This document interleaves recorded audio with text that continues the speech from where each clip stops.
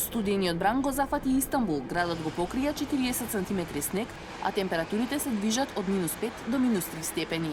Според државната новинска агенција Анадолу, поради недоволна видливост, запрена е пловидбата низ Босфор и Дарданелите во двата правци до новата наредба.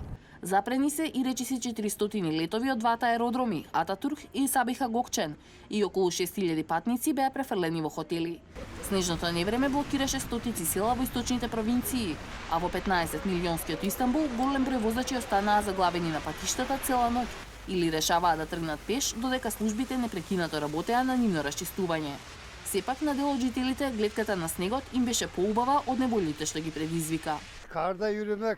Сакам да шетам на снег, да возам велосипед по снегот. Подосна ќе излезам со велосипедот, бидејќи чувството на возење на снег е сосем поинакво. Tabii ki kar güzel ama Снегот е убав, но кога ќе падне во Истанбул, животот запира. Патиштата, особено помалите, се лоши за сообраќај.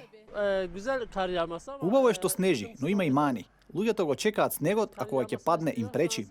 Силното снежно невреме во Турција се очекува да продолжи и во наредните денови со студениот бран што доаѓа од север, со дополнително намалување на температурите. Во Полска пак 10 лица починаа од студ, со што бројот на жртви на студеното време од 1 ноември до сега достигна 53 луѓе. Одредени региони од земјата се под длабок снег и со температура до -14 степени.